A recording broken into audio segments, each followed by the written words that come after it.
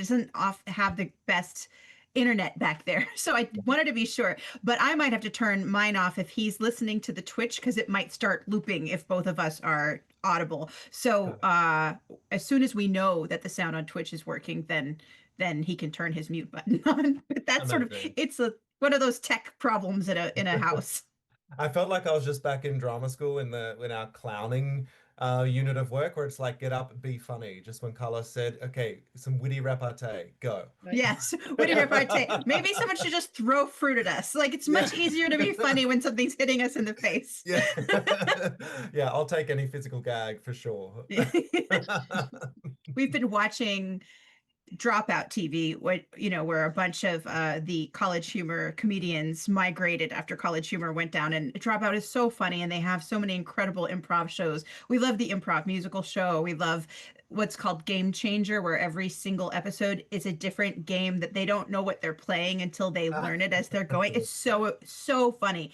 But they do have a new stand-up show. Stand-up is so tricky, and some of the comedians I like best are the ones who are they have to do crowd work. That's what the show is about. And so they have people in t-shirts in the crowd saying things like missing uncle or struck by lightning, so that the comedian can engage with them like, what is that about, cult follower? And it's so great. But some of the comedy is so punching down, and some of the funniest moments are somebody like, really? Like, tell me more. It's like there's kind of more genuine interest in what does that even mean, shark bait? What is that called? That one's called, oh gosh, what's the Dropout? Oh, it's called Crowd Control. Crowd Control. Crowd Control, great.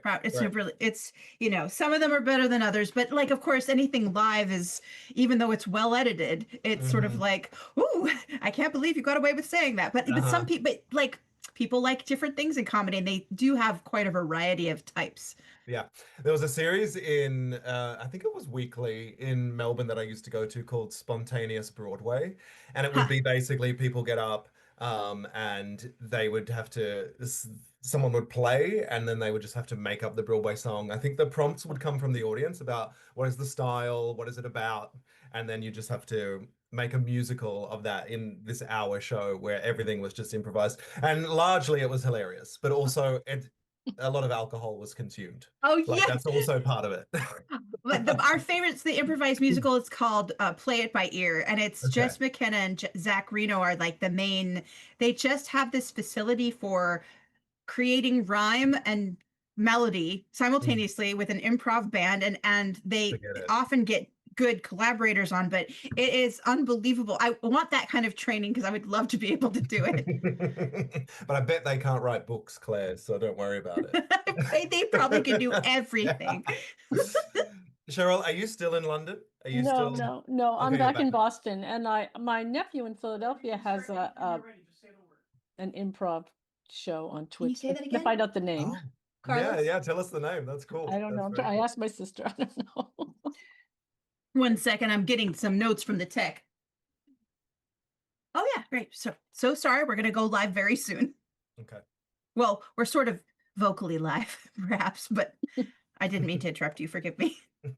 No, Cheryl's been away. It was all last week, I think. Is that right, or is my timing out? Yes, no, I was in London. Yeah, I came back. I think I came back on Sunday. I'm not sure. Yeah. Yeah. Yeah. But we did a fun event at a pub, a restaurant in Chelsea. We did something called Will the Real William Shakespeare Please Stand Up? And that was fun. And we had reporters there from the Daily Mail and all kinds of celebrities. So that was a lot of fun. And I love that.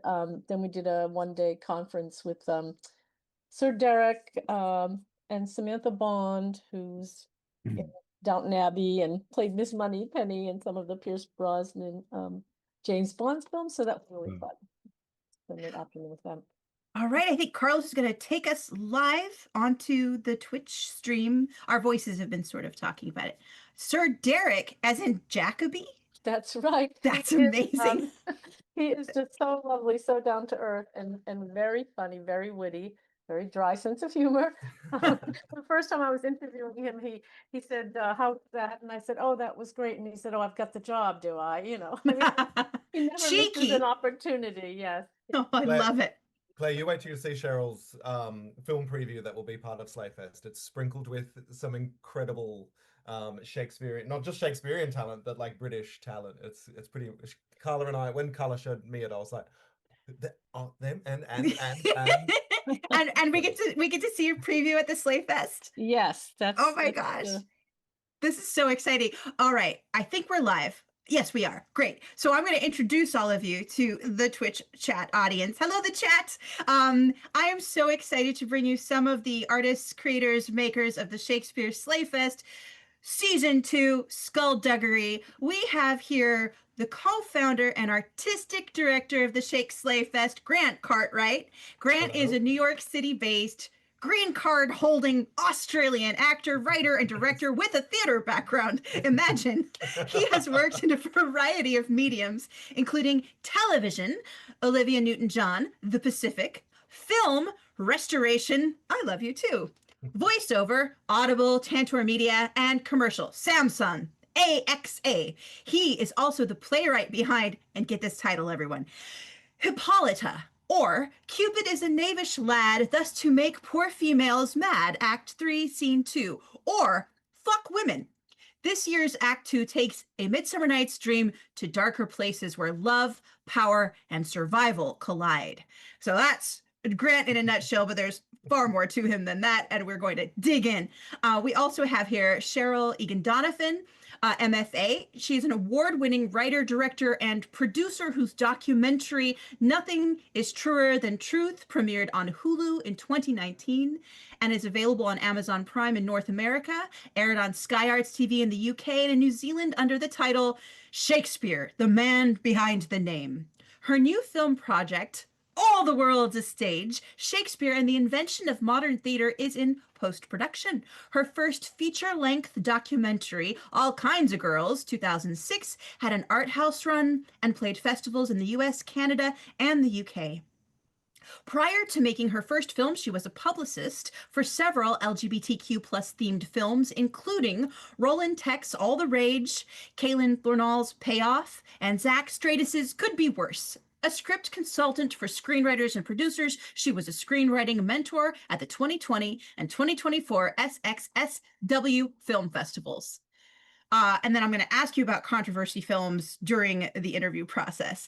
And we have my fellow playwright, Martin Jude Farawell, who is a playwright and an actor and a poet. And his plays have been performed off Broadway and by regional, college, and community theaters from Los Angeles to South Africa.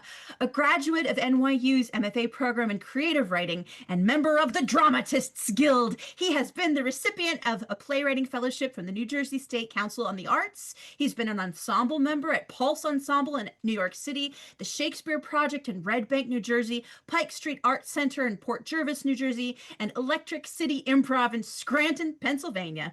Farawell is the author of the poetry collections Odd Boy, Sibling Rivalry Press, and Genesis, a sequence of poems by New Spirit Press.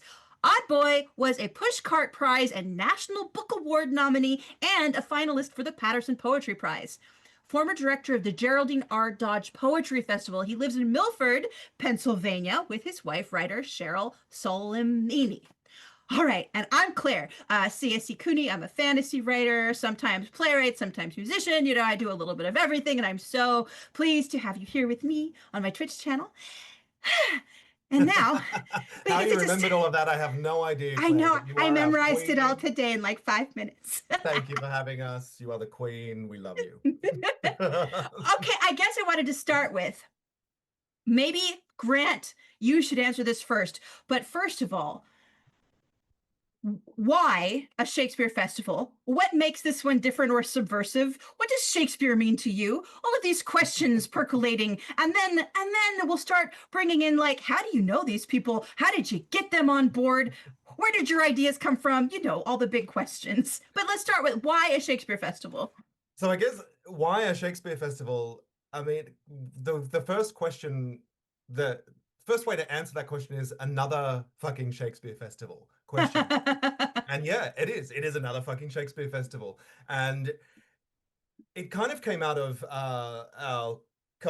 the co-producing director Carla Kassane and I standing on a street one day talking about the things we had in the works that had to do with Shakespeare and going, let's just do this, let's get them up somehow. Oh, there's 2 works, let's make it a festival. And so that's really how it started. But one of the biggest things for me was that there's just been no real accountability reckoning for in any of the social movements that have happened over the last few years for Shakespeare. And I completely understand that there are way bigger Weinsteins to fry and all of that kind of stuff. But there's just something that we really connect with in flipping Shakespeare upside down in some kind of way. And it's not setting Much Ado About Nothing in A Clockwork Orange. It's actually, which Although, I cool. actually did that in drama school. I played Benedict in Much Ado About Nothing, and the director said it in Clockwork Orange, and we were all up for it. But actually, ultimately, we were like, what?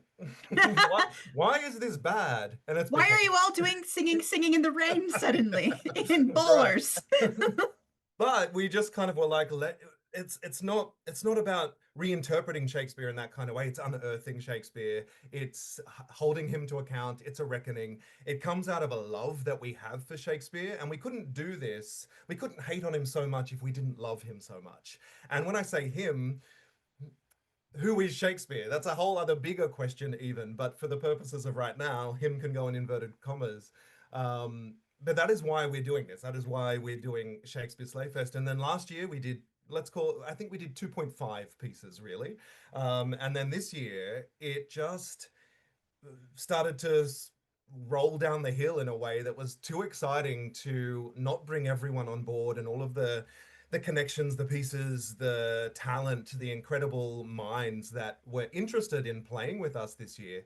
And because we are an unfunded festival that has long-term goals, but the only way to kind of achieve something big is to start exactly where you're at. So here we are, season 2, and we decided what we could afford, what we could do, what everyone would agree to is a 3-hour festival that has 6 works in the works. So you're not seeing a full production of anything. What you're seeing is these incredible minds and hearts and souls who are unearthing Shakespeare and questioning the whole institution of Shakespeare, flipping something on its head, or poetry, or the idea of what it is to be a poet and to write. That is all happening in the course of 3 hours over 6 works in what I can't help but think is going to be a little too exciting, a little too dynamic, and a little too sexy at times for words. And I feel like that is what Skullduggery has become to us: the trickery, the mischief, the flipping something upside down. And so I can't, yes, let's ask me again who is involved in this project, because it is exciting to start to list all of I think we have about 18 cast and crew who have all said yes. It was amazing watching it snowball and how much you all have done on sheer enthusiasm and like the vigor of your love-hate relationship with Shakespeare, and contending with mounting anything in New York City with like the will of the people, and personal sacrifice to put something beautiful and sexy and subversive into the world. Yeah, and that's it. If you think too hard on it, of course you're not going to do it, because or you're going to wait, or you're going to say, no, let's try and set up a structure as a company. Let's try and infiltrate impossible grants and funding bodies and all of this kind of stuff. And then what you find is all of that is just so boring, and it's not inspiring, that you end up kind of either dropping off along the way, or it actually is too hard to do when you are really just kind of trying to get something off the ground with nothing to back you up. And particularly, Carla and I, who have both flown from another country, we've moved from another country. So our whole body of work and a 25-year career and networks and everything is there. But because we're stupid enough to do that, as we, we're both in our 40s, we're also stupid enough to pick an incredible venue and and realize an incredible idea, bringing a whole bunch of incredible people who are just saying yes with immediacy and heart, which is how we know we have our family and our crew and our team, and we're actually just doing it. So it's happening on Sunday, and it's really coming together because everyone is just on the same page, and it's really cooking. It's so cool. And speaking of some of your amazing collaborator cast and crew, 18, we have two others, well, three including me, but two amazing people that we're going to highlight today. And you were talking about one of the pieces, speaking about like the nature of poetry and theater. And Martin, I was reading your playwright's note, which I won't read here because I actually want you to talk about your play and what you were doing with poetry and theater and the intersection between, if you wouldn't mind telling us about your play, what it's called, where the seed of it came from, and how you got connected to the Shakespeare Festival. Sure, thank you. Um so first I just want to say, Grant and Carla were the main connection for me when I met them a year ago, a year and a half ago. Um and it was kind of their interest and excitement um, in their projects that kind of got me, involved last time. And then they were generous enough to invite me to be part of this also as a writer. I'd acted in Grant's play last year. Ah, And so that's been, to have that invitation has been very exciting. And I've had this idea of doing a kind of hybrid poetry play solo show for about 20 years.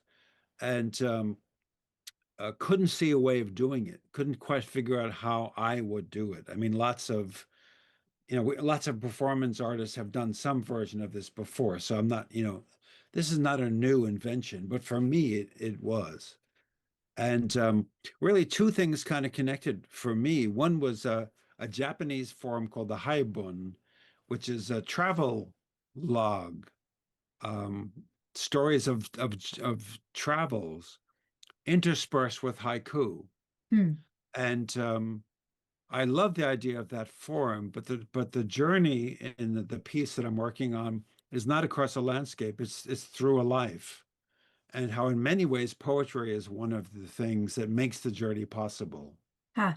Um, and also, in terms of my connection to Shakespeare and this piece especially, is one of the things I discovered um, relatively late in life is how much the original productions were really rooted in connection to the audience. Um, how essential that was to the experience for the players and the playwrights and the audience. And one of the ways this was really driven home to me was we went to see a couple of plays in the Globe, the reconstructed Globe in London years ago.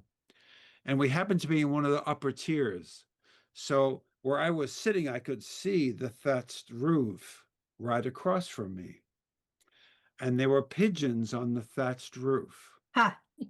And about halfway through the production, I realized I was paying more attention to them. Ha. Now, I won't name the playwright whose play they were doing. It was not a Shakespeare play.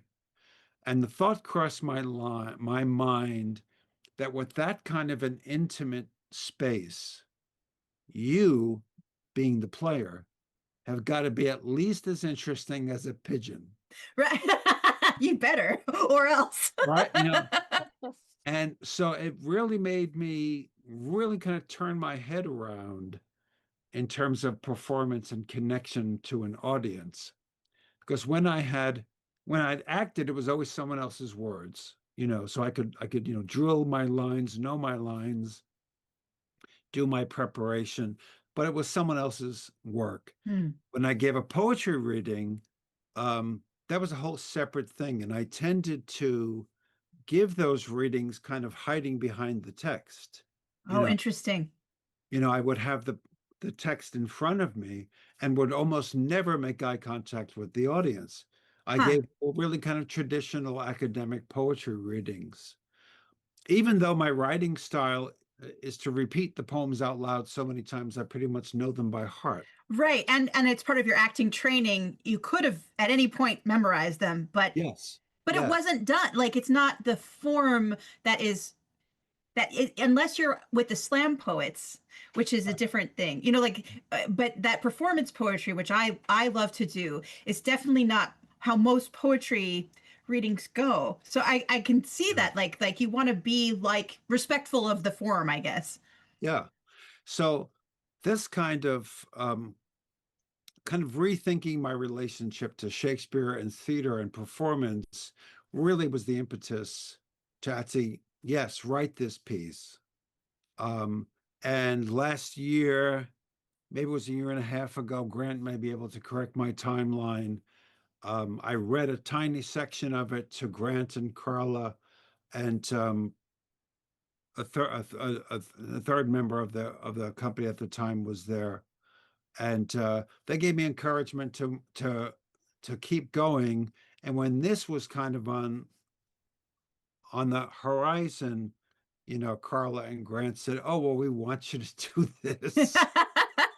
Did And it scare you? oh yes, I love it. Yay. yes. So I decided to say yes and to terrify myself. So I have on more than one occasion referred to this as an experiment in terror. So that's where we are. Such a good sign for an artist. So good for you. I'll want to circle back, and I think I'll want to question you about you and your director and how you chose that relationship, because it's very intimate for a solo show. So we'll hold that thought. And also, I didn't want to put you on the spot right now, but I'd love for you to tell them the one haiku that appears in your solo show, because you have that in your author's note, and I think they'll love that. So when we circle back, be prepared. And then Cheryl, filmmaker extraordinaire. I recently read that you posted like a lecture on Shakespeare and transphobia to your Substack newsletter. Tell us about your relationship with Shakespeare and your relationship with the SlayFest, if you please. Of course, I'd be happy to. Thanks so much. I mean, when listening to Martin, poetry was a way into the world of Shakespeare for me. That was really something. I wrote a little bit of poetry as an undergrad and studied, the great poets like Sylvia Plath and Arthur Rimbaud. And when I discovered that Edward de Vere had written poetry as a young man that was often dismissed as juvenilia, that was one of the key pieces for me in understanding that he is more than likely the person who wrote the works of Shakespeare under the pseudonym Shakespeare. So the beginning of that journey was discovering the early poetry of Edward de Vere. Since then, I've been to see it at the Bodleian Library at Oxford. That was a way in for me. Now, where I met Carla, and the reason that I'm here, and I'm really excited that I did, was at a Shakespeare authorship conference. So I belong to two organizations that are doing research into who wrote the works of Shakespeare, what existing manuscripts are there, books with annotations. It's really a lot of fun actually looking for the books. And at that conference, Carla did her performance, Petty Tyrant, which was terrific. Love it. We had never met before, never connected, even though I do have some friends in New York. And then she heard my talk on Shakespeare and transphobia. So I decided to talk about that issue at this conference because I think it's really important. And for me, Shakespeare is a way to address many of the things that we're dealing with in the world today. My previous film, Nothing is Truer Than Truth, I had developed a companion curriculum that was called Shakespeare for Bullies, which was all about, using Shakespeare in the classroom to deal with the fact that a lot of bullying in, say, the middle school grades starts with anxiety about gender and sexuality. And, we can use the plays like Romeo and Juliet, where the whole tragedy turns on an insult, to Romeo about his relationship with Mercutio, which is often overlooked. So there are many other examples like that that you can look to the plays to address. So the transphobia talk, I'm really happy that it was published on the Shakespeare Identified Substack, because frankly, I got a lot of pushback from that. Unfortunately, from people who are, again, open to controversy, like my company, Controversy Films.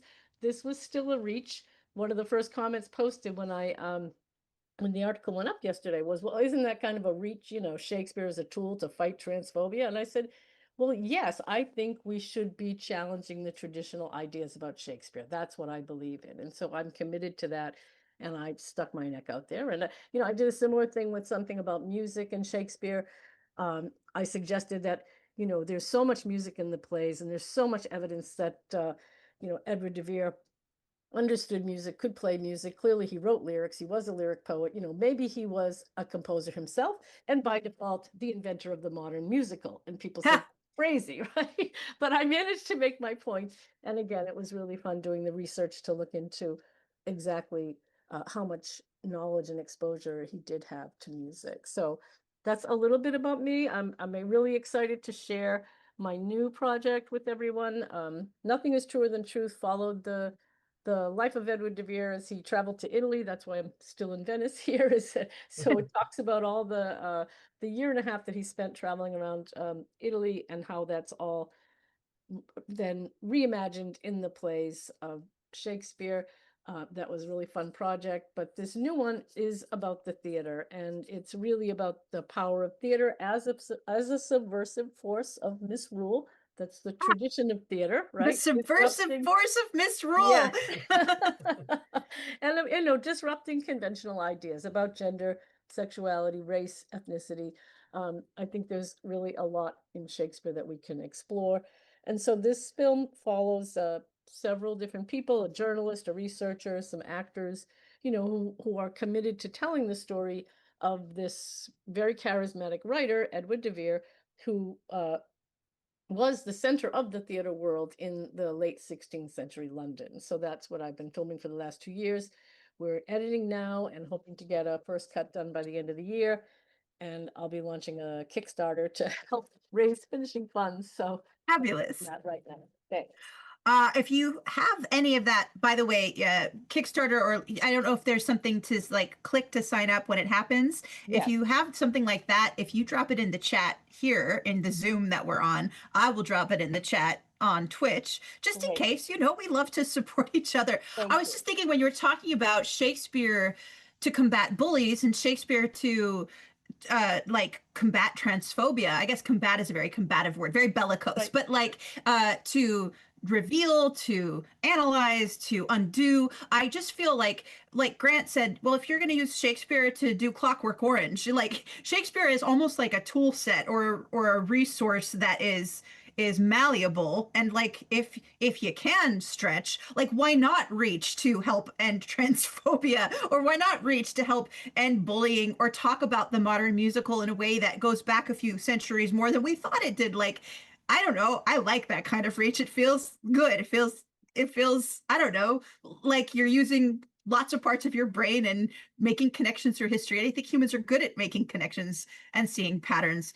And what I think that you're also seeming to like be good at, like you're not just making connections and patterns, but you're doing the research to try to back everything that you're saying with some kind of evidence, even though we may never know the whole truth as mystery. But you're like in the Bodleian Library, you know, and you're interviewing real people and scholars, and that's important to follow the trail of, I don't know, human knowledge. Right. I mean, I think, yeah, with my last film, I just tried to present the evidence again, because I'm a teacher and I teach my students that how to make an argument and how to back it up with evidence, you know, and people have said that they found the first film quite convincing. So it's not about hitting them over the head with the fact that they're wrong and it wasn't the guy from Stratford, but about who's this other guy, Edward de Vere, who was he? When I heard about him, I was just fascinated. He seemed much more like a typical writer, very talented, very witty, you know, in terms of expressing himself with words. Why, thank you. Martin thanks you too. His disaster in the rest of his life. Sorry. But Okay, Martin and I. Okay, maybe we're not disasters. Maybe we are. I don't know. We're not going to Beautiful confess. disasters, maybe. Beautiful. But that's what I love about Cheryl's work and what she is doing and saying is that the evidence actually is all there in so many of the plays for something bigger, for something so much more topical and political and useful for us today. And you actually just need to kind of scratch the surface. It's not actually a reach. It's actually just actually look at what is happening in front of you on stage, or look at what words are following each other on the page, because that's where my reckoning of Midsummer Night's Dream exactly comes from, is because I I think there was a year when I was in Melbourne training as an actor. I'd seen a student production, independent production, professional kind of big production. The RSC was touring that year. All of these Midsummer Night's Dream I saw, and I remember a little bit to connect to Martin's story about um, being more interesting than a pigeon. Like I was really I didn't really watch the plays after a while because I was I started to kind of hear them, or I started to see them. And I think there was a particular performance of Helena, this actor, in a very small production, and she really cut through to me to a way that I went, "Oh, you are a victim of abuse here, right? You are on your knees calling yourself a spaniel, hugging up to this man who is nothing but your abuser." And that really cut through. So then I started watching the audience and started watching audiences in these plays and thinking, everyone loves this. It's magical. Everyone's seeing magic. Everyone is laughing, like belly laughs. It's so hilarious. And I'm like, what is actually being said? And that's when I started to go through, and act one of my play is essentially a direct translation of the play into, a more contemporary landscape, contemporary speech, using some Shakespeare in there as well, plus Shakespeare from some from other plays. But it unearthed what we're actually laughing at is um, threats of rape, actual racial and gender violence. The play opens where it's all kind of glossed over, but in Shakespeare's version of the Hippolyta myth, Hippolyta has just been abducted Yeah. from Themyscira, and she now has to marry the man who abducted her, and there's been 4 nights and 4 days, 4 moons, to get used to it, to be okay with it, and then they get married, and it Aegeus brings his daughter in, and Theseus says, "You to Hermia, you will marry who your father says, or you will die." Yeah. Period. And so all of this is all of that is in there. And then, there's this one line where Demetrius says to Helena, "You're following me. You are pathetic for following me here into the woods. You deserve to be raped." That's essentially and it's like, ha ha ha, oh my gosh, and Yeah. And she's so like, I'm your dog. I'm just your yeah, dog. Yeah. yeah. And so, I do believe that there is real value and worth in museum pieces of Shakespeare as well. Like I do, I get the escapism, I get the joy of all of that. But if we actually look at what we're saying, and in 2025, how you don't look at what you say in any context, it Yeah. confuses me as well. Maybe it doesn't confuse me. That's why we're in the situation we're in, right? But it is, like Cheryl said, it's just under the surface. It's actually there in front of us, and there's something has to switch to really connect with what actually is being said. And yeah, if you find that funny, then maybe there's some issues. But I really connect this. I wrote the first act when my daughter was born, and it Right. was really raising her she just turned 6. So raising her in these times, like in this part of the 21st century, it really does occupy daily thought and consideration just about the social hierarchy of value that is still placed on her. So Yeah. that really helped me with act 1. Act 2, which is a very different kind of feel, I finished very recently when my son was born, who's now Huh. 3 months.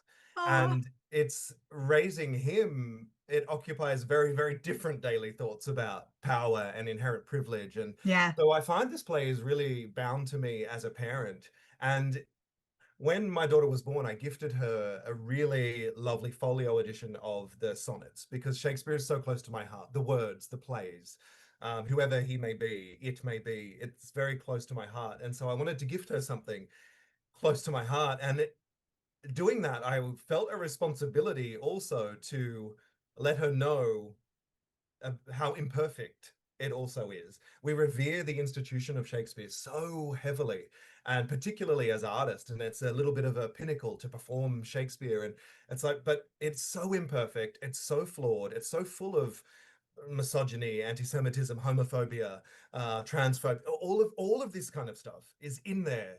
Let's just look at it, and then maybe we'll carry it forward another 400 or so years, but in a way that really speaks to a future for Shakespeare, as opposed to, you know, just laughing because we're told it's funny. Right. And not only because audience and actor relationship is such a symbiotic relationship. And but one of the things is like it's not just the audience being told it's funny, it's the actors having to make it funny because the expectation is comedy and because it ends with a marriage. So like all of that's really interesting. I was going to say there's a song by Tallis Kimberly that talks about all of these. It's called Archetype Cafe, and all of these women from literature and myth are meeting to have coffee and have like a I don't know like a salon series. It's a song, but at the end she says we challenged our daughters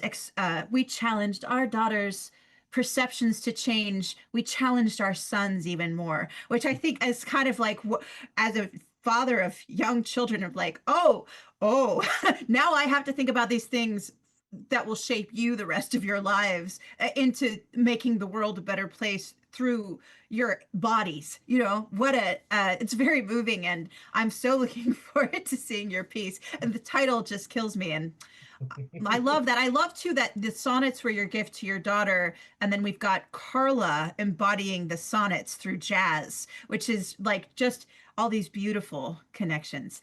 And I'm going to move back to Martin and ask you, so a solo performance, the actor, writer, actor, and a director is so intimate. How did you find your way to your director?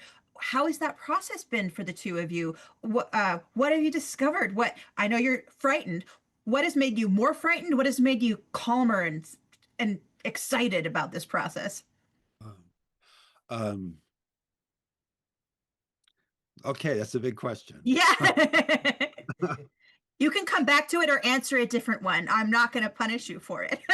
No, it's just interesting because I was thinking about the experience of working with Grant on his play last summer.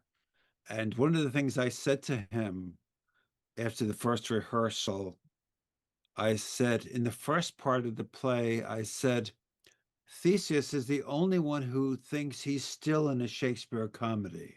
Ha! Am I getting that right? And Grant said, yes. That's beautiful. What an insight. Because in Act Two, which we had read through, we did a cold reading of it in that version. I mean, he's entered into a very different world, a different reckoning. That he can't pretend he's in a comedy anymore. And one of the things I admired about that in Grant's writing and that whole experience is that I've only seen one production, and I can't remember where it was. I think it may have been in Shakespeare at Company in Lenox, where the actual scenes in the woods were terrifying. Like I remember my wife and I looking at each other like you really felt the peril those young women were under. And it was like, and the night in the woods was really frightening. And it's really rare, like Grant was saying, usually this is the stuff of humor, and they didn't go for the humor in those scenes. And the reality of actually how terrifying they are was quite powerful. So I think, Grant's really found something of real substance in there. And also, um, and, it's interesting to me that we talk about reckoning with Shakespeare. I think we're reckoning with ourselves, reckoning with how we approach the canon, whoever we think wrote it. That it's really epochs or eras that have decided to canonize him or sweep away certain elements of the plays we don't want to talk about. That what we're really looking at is a reckoning of ourselves, not the text, I think. Like all those 19th century, player managers who wrote happy endings to King Lear, like Bowdlerizing, is that what it's called? yeah, Yeah. But back to your question. The director is Dave Demke, who I've known for, I want to say 15 to 20 years. I've lost track of how long I've known Dave. And I first met him at Shakespeare and Company in Lenox when he was leading a workshop, a weekend intensive that I was studying with him. And that's the first time I worked with him. And over the years, I took multiple classes, workshops, intensives there. So I've worked with him as an acting teacher multiple times in that span of time, and also we became friends. And I then later saw other plays that he performed in. I saw him as a performer in many pieces, and saw pieces he directed, including a Henry IV that he did with a college just outside of Boston. And these were very this was not like a theatrical college. It was, a small school. And I was really impressed with the work that he got out of, Hmm. a bunch of really inexperienced 19, 20-year-olds trying Shakespeare for the first time. He got layers out of those performances that were really impressive to me. Well, that's a And I wrote, great sign if you can make like the freshmen transcendent. yeah, it was impressive.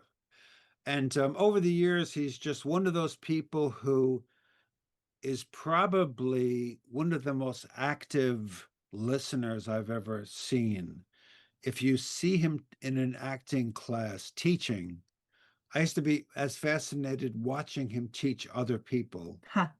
because the level of his attention to what was happening, his connection to whatever was going on, was total. Hmm. You could read so much in his body and his face that he was, really listening with his whole being.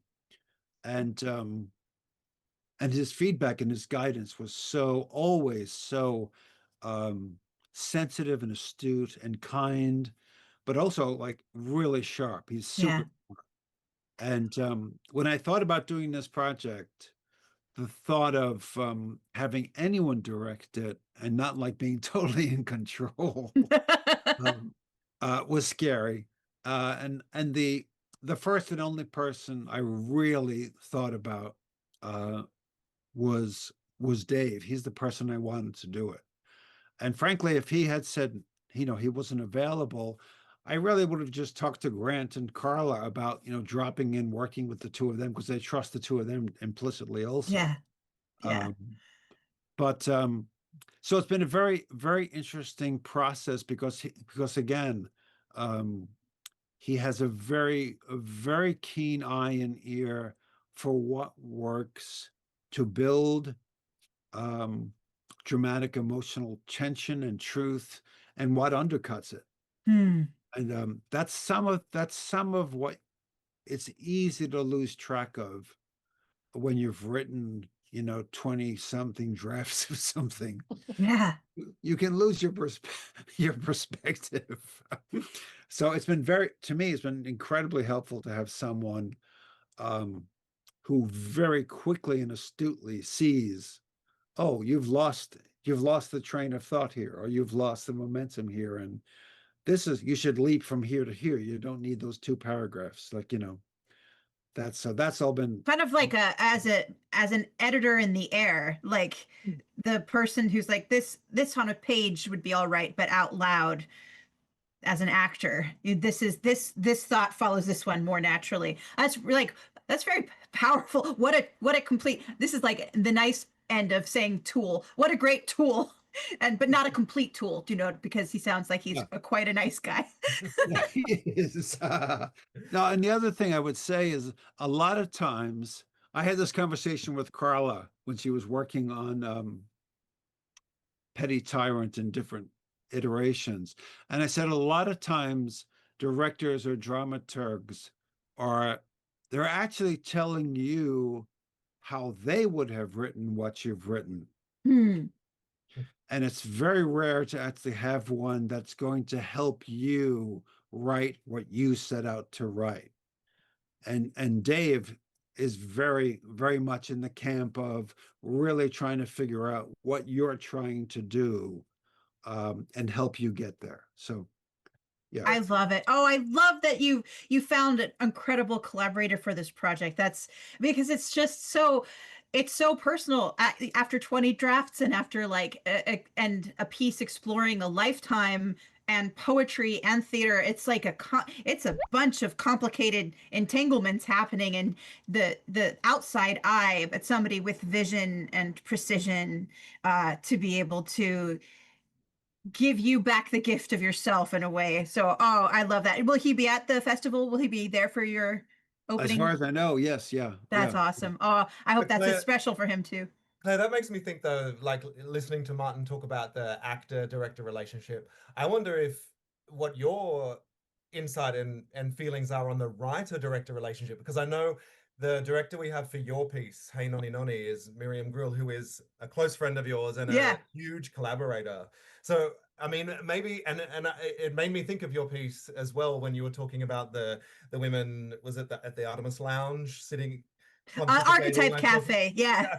archetype cafe, because it's maybe tell your listeners about your piece and maybe talk about your relationship with Miriam as the director, because your piece is essentially a deleted scene, if you will, from Much Ado About Nothing, where the women get together and pontificate. Mira and I are of the age of women that were going to school, high school for acting when the Kenneth Branagh, Emma Thompson, Much Ado About Nothing came out. We're of that age, right? Which we love. But across the years, as I've seen many different versions and read it, so one of the things I saw was the Joss Whedon version, like the set in LA, kind of like black and white. And then it bore in on me strongly at that moment because they're using the Shakespearean language, but it's in a modern setting. And also in Shakespeare Retold, there's like a British series, maybe of four. It's Much Ado, it's Midsummer, it's Macbeth, and it is Taming of the Shrew. So those are all four retold Shakespeares in modern language, with a different spin on it. And Much Ado is set in a news anchors, rival news anchors are Benedict and a hero is the I weather remember girl. this, yeah. I think Right. James McAvoy was Macbeth Oh yes, in that drinking right. milk shirtless when Yes. his milk was the same color as his skin. Yes, the visual will stay with I remember. Right. My favorite was The Taming of the Shrew, which is by the woman who wrote Gentleman Jack, and she wrote anyway, she's an incredible screenwriter. Gentleman Jack is the first one that comes to mind, but she wrote one about two women detectives, not the British detective one. Anyway, but what I loved about her Taming of the Shrew is that it was taking it was taking some of like the hidden elements in Taming of the Shrew and saying here are two impossible people that no one could love who just kind of dig each other. Two impossible people who kind of dig each other that nobody else wants. And they want each other. They just don't know how. And like the Petruchio, he desperately wants to tell her that he likes to dress as a woman. And so shows up to the wedding dressed as a woman and is basically wearing his heart on his sleeve and hoping she'll accept him. And she's just so conscious of like having a political family and like having her life be ruined. And with the moment she understands that, she's like chain smoking a cigarette as she's understanding that this person that she kind of helplessly loves and kind of doesn't want to, what he was actually doing at the wedding, and then makes a decision to do as he says to show him that she accepts him and loves him. It was so delicate, and I'd never seen a delicate Taming of the Shrew, which is much more emotional and much more about subtext than it is about bullying or tyranny or abuse or like any of the other things. But the Much Ado there and the Much Ado about the Joss Whedon, with this contemporary settings, just it's like, oh, so somebody lies and says he sees a woman who's supposedly a virgin in a compromising position, so then she deserves to die. That's basically what Much Ado it's about. And Beatrice is like the only one, including over Hero, who wants to do something about it. She wants to kill the person who basically says that her cousin is worthless and deserves to die. She wants to eat his heart in the marketplace, which I feel is a legitimate reaction and the only legitimate reaction maybe in that play, which makes me love Beatrice the most. And Benedict, who decides that he loves her more than he's going to stick by his bros, despite Benedict's many flaws, makes me love him the most because they are the only two reasonable responses. So then I was thinking, like, okay, there's four women in Much Ado About Nothing. There's Beatrice and Hero, and there's Ursula and Margaret, the two servant women and kinswomen. And, they have a handful of like lines between them. But what if Margaret and Ursula in their secret life were the constables, Dogberry and what's his name? Burgess. Yes, Burgess. What if they just stuck on mustaches and they were doing all behind the scenes, solving the mystery, like, doing it for their girls, And what if Hero and Beatrice, because there's a big to-do about the Diana the Virgin and apologizing to the goddess of virgins for maligning Hero after she dies, and then there's this whole song, in the musical of Much Ado About Nothing, pardon goddess of the night those who slew your virgin knight. And I was like, wait a second, is Hero the knight of the virgin goddess? Like, is she like a full knight of the huntress Diana? And what would that look like if there was like a lady cult, in this where they were like, everything, the wrongness happened, will not deny that, but that the ladies are there to fix the wrongness in the way that they know how to do, maybe behind the scenes, maybe underhanded, but with full agency. And Miriam is a person who grew up with me and watched Much Ado About Nothing with me, as well as all the other British things, Pride and Prejudice, Canadian Anne of Green Gables. Like, so we're like little romantics at heart, and also full-on fierce feral feminists. So I knew that I feel like I was told once that as a playwright, I do very minimal stage directions, very minimal description of what's happening. I try to let the dialogue do the thing. And a director friend of mine says it leaves space for the director to have a bright opinion. And if I know anything about Miriam Grill, it's that she's got a very big, very bright opinion, and she likes to make a work her own. So I guess I'm like it's a 10-minute play. It's like you use this obvious archetypal characters from Shakespeare. She can have it and do whatever she wants with it, because it'll be something I couldn't even have imagined. So I like that about Miriam. Thank you for the question, Grant. That was very sweet of you. I'm going to go to Cheryl because we have a few minutes left. And Cheryl, I want to know, how maketh thou a film? What dost thou start with? how doth thou even do it? Well, I think I have so many things I wanted to respond to about what's been said so far, but I'll go back and say that the last film really started with the discovery of a book that I optioned, and the book was called Shakespeare by Another Name by Margot Anderson, and it did an excellent job of matching the life story of Edward de Vere with the things that happened in the play. So it was perfect for me to option that book and use that as a guide. It also afforded me a lot of introductions to people. It is the way that I met Mark Rylance and Derek Jacobi and many other people. I was so lucky to work with Tina Packer. No, Tina Packer. When you talk about great directors, Martin, Tina Packer's laugh is so wonderful. At one point in the film, she says, "Oh, I think Shakespeare slept with whoever was to hand." It's a great laugh in the theater when he plays. But that was a great opportunity. Working with Diane Paulus was amazing because I really love her work. We both saw Hair on Broadway, the original, and then of course she reimagined it. But we have that in common, having seen Hair in New York. But she did a great Midsummer Night's Dream adaptation called The Donkey Show, which ran for 10 years in Boston. And one of the things, I interviewed her about that, she talked about the fact that all the characters were played by women. And when you see these women being abusive to one another, playing men, there's a whole thing that's going on there. I mean, she's very, very smart. Cool. It's wonderful to have her support. And another thing that I wanted to say about Shakespeare is that I do think he's holding up a mirror and he's telling us how bad these things are. It does not mean that he's advocating them. Yeah. But oftentimes they are just played for laughs. And that I do find disturbing, that we kind of think, well, it's the bard and it's all this bawdy humor. But no, there's a lot more going on there. And I do think he's oftentimes asking us to look at just how inappropriate this behavior is and how foolish these people are. But another thing that really struck me too, talking about these plays, was his knowledge of the Greek sources. It's something that no one talks about. It is featured in my new movie because it's about theater, right? So you can go with Shakespeare all the way back to the Greek sources. He's really drawing on those same stories And how did he have access to that? So that's one of the mysteries. But in terms of making a film, it's all about people. It's all about collaboration and finding, a really great crew that you can work with, and, earning the trust of people that, after having made the first film, I can go back to them and say, it was actually them who said to me, make another film. You should make a film, Cheryl. And I said, are you kidding? No, what are you, you're crazy. I said, well, only if I can do it in 2 years.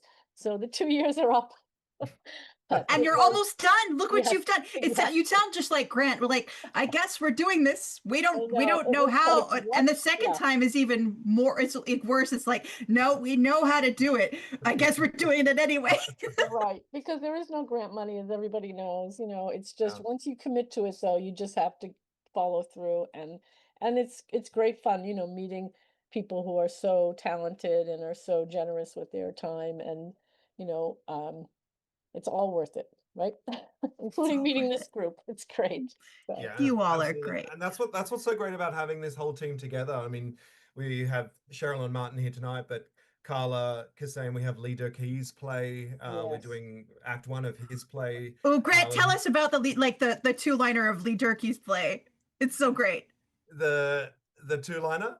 Yeah, like the elevator pitch about the Oh assassins. yeah. Okay, so basically, Lee has taken the murderers from Richard III, and he's put them in kind of a timeless, worldless place with Shakespeare as God, and they travel through time and space, performing the murders of Shakespeare's kings, essentially. So it's a really funny piece. It's actually opening the festival. We've got 2 really great actors. So our actors, even people behind the scenes, everyone is a little bit mad, and everyone is just a little bit and a lot eager to just keep moving forward with their work. And that's what we're trying to create, a space for that. We hope that in the next couple of years, we just want to step up each year. We want to build this. We want money to come flooding in at some point, so that everyone gets paid exactly what they're worth and more, and we can do full-scale productions of Diamonds. Just throw diamonds at them. Right, that's it. That's exactly it. Ethically It's just sourced, exciting. lab-created diamonds. Yeah, exactly. I mean, I've been 8 years vegan, so I accept that. There's a payoff somewhere else, right? But yeah, it's so exciting just to have people around us. And there is this quote by Anne Bogart that Carla and I have been kind of like really kind of putting in our heads this past week, where she talks about not waiting for maturity or insight or wisdom.